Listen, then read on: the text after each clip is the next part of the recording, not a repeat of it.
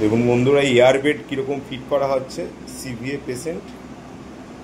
CVA পেশেন্টের bed sore complication prevention করার জন্য এয়ার অ্যাকুমুলেটেড বেড কেমন অ্যাডজাস্ট করা হচ্ছে দেখুন। This is airbed, this is air accumulated bed and it also prevent from bed sore complication.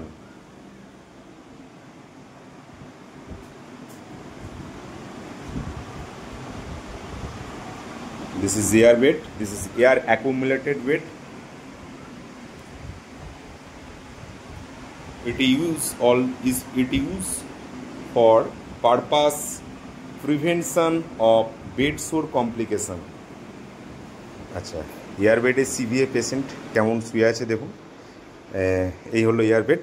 আচ্ছা, air বেডের বিশেষত্ব যেটা সেটা হচ্ছে এখানে দেখতে পাচ্ছেন দুটো করিডর আছে। দেখুন এই একটা করিডর এবং তার পাশে দেখুন আরেকটা করিডর। একটা করিডর দেখুন খুব ফুলে আছে, পাম্প করে আছে, আরেকটা করিডর দেখুন কম ফুলে আছে।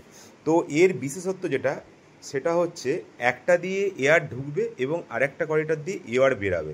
ফলে কি হয়, পেশেন্ট বেডসোর কোথায় হয় আমাদের, অর্থাৎ পোস্টেরিয়র সারফেসে বিশেষ করে বেডসোর হয়। যেমন আপনার স্ক্যাপুলারিস রিজিয়ান, তারপরে আপনার স্যাক্রোইলিয়াক জয়েন্ট, অর্থাৎ যে সারফেসগুলো পোস্টেরিয়রলি আমাদের যে সারফেসগুলো বনি প্রমিনেন্ট রিজিয়ান, অর্থাৎ যেখানে হাড় খুব কাছাকাছি, মাসেল নেই, একদম হাড়ের পরেই স্কিন সারফেস পড়ে যায়, সেই জায়গাগুলিতেই বেডসোর কমপ্লিকেশান হয়।